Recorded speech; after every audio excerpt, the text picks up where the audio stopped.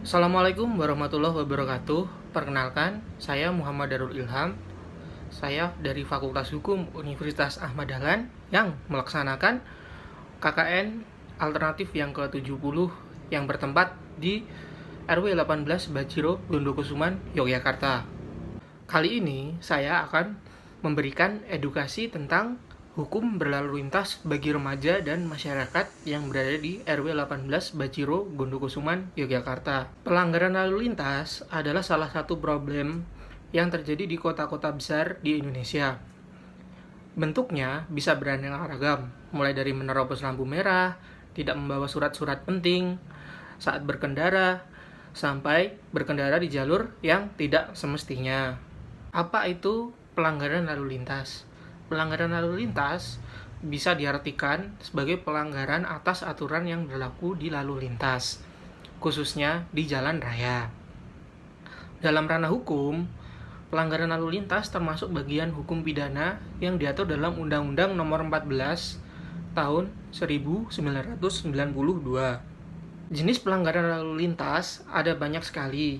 Adapun beberapa di antaranya yang kerap terjadi adalah yang pertama, mengendarai kendaraan di atas trotoar. Jenis pelanggaran lalu lintas satu ini sering terjadi. Orang yang melakukan pelanggaran lalu lintas ini biasanya adalah pengendara motor yang tidak sabar serta ingin menerobos di kemacetan. Sanksi bagi orang yang melakukan pelanggaran ini adalah 500.000 atau penjara maksimal 2 bulan. Yang kedua adalah pengendara motor tidak memakai helm. Helm adalah benda wajib yang harus dipakai pengendara motor. Selain itu, untuk mentaati peraturan pemerintah, memakai helm juga merupakan bentuk perlindungan diri bagi si pengendara motor tersebut. Namun nyatanya, seringkali banyak yang abai soal itu. Banyak sekali orang dengan santainya mengendarai motor tanpa memakai helm. Kalaupun pakai, helmnya cenderung helm non-SNI atau tidak sesuai dengan standar. Denda yaitu Rp250.000 atau penjara selama 1 bulan adalah hukuman yang akan mengenai orang-orang yang melakukan pelanggaran lalu lintas ini. Yang ketiga, memakai ponsel saat berkendara. Selain bisa menimbulkan kecelakaan lalu lintas, memakai ponsel saat berkendara juga termasuk pelanggaran terhadap aturan lalu lintas. Denda yaitu Rp750.000 atau penjara selama 3 bulan adalah hukumannya. Untuk menghindari hukuman tersebut, alangkah lebih baiknya untuk tidak memakai ponsel selama berkendara. Kalaupun harus memakai ponsel untuk kepentingan komunikasi, bisa meminggirkan kendaraan terlebih dahulu. Keempat, tidak menyalakan lampu utama saat berkendara di waktu malam. Demi keselamatan pengendara di waktu malam, pengendara wajib menyalakan lampu utama pada kendaraan mereka. Namun, nyatanya banyak sekali yang tidak melakukannya, entah karena lupa ataupun dengan sengaja. Denda untuk pelanggaran ini adalah Rp250.000 atau penjara 1 bulan. Yang kelima, melanggar alat memberi isyarat lalu lintas atau APIL. Kalau yang satu ini cukup sering ditemukan di berbagai sudut jalan.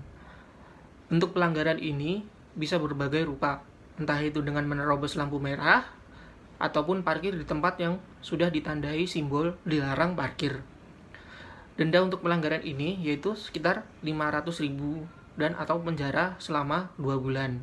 Nah, sekarang saya akan menjelaskan tentang pasal yang berkaitan dengan lalu lintas. Setiap tindakan kriminal pasti punya landasan hukum berupa pasal bagi pelanggarnya. Hal itu juga untuk pelaku pelanggaran lalu lintas. Ada beberapa pasal terkait dengan tindakan kriminal tersebut. Beberapa pasal itu yaitu pasal 280 dan 281. Dua pasal yang sering berkaitan ini mengatur tentang pemakaian plat nomor, serta kepemilikan surat izin mengemudi atau SIM.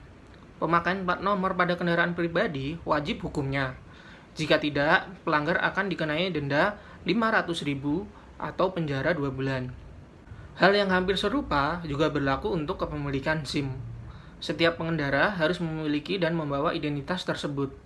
Jika tidak, pengendara akan mendapatkan hukuman dengan denda 1 juta atau penjara selama 4 bulan. Pasal 284.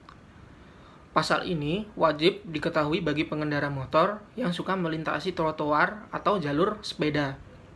Dalam pasal ini, pengendara motor dilarang melewati 2 jalur tersebut. Jika sampai melaluinya, pengendara tersebut akan mendapat hukuman 2 bulan penjara atau denda 500.000. Pasal 285. Pasal 1 ini mengatur para pengendara untuk melengkapi kelengkapan pada kendaraannya. Semisal kaca spion, lampu utama, klakson, lampu rem, serta lampu penunjuk jalan. Sanksi sebesar 250.000 atau penjara 1 bulan bagi pelanggarnya. Pasal 287. Pasal ini mengatur banyak hal. 2 diantaranya adalah keharusan untuk tidak melanggar apil serta keharusan untuk berkendara dengan batas kecepatan yang wajar. Sanksi atas pasal ini adalah kurungan penjara hingga 2 bulan dan atau denda hingga 500.000. Pasal 310. Pasal 1 ini mengatur banyak hal yang berkaitan dengan pelanggaran lalu lintas. Saking banyaknya, pasal ini sampai dibagi menjadi 3 ayat. 1 diantaranya yang mengatur pasal ini adalah kecelakaan lalu lintas yang mengakibatkan hilangnya nyawa atau tewas atau terluka. Sanksi atas pelanggaran ini cukup beragam. Salah satunya adalah hukuman penjara selama 1 tahun dan atau denda mencapai 2 juta. Berdasarkan undang-undang tersebut, semua denda kepada pelaku pelanggaran lalu lintas pasti berupa denda uang yang nominalnya beragam. Tergantung seberapa berat pelanggaran lalu lintas yang dilakukan.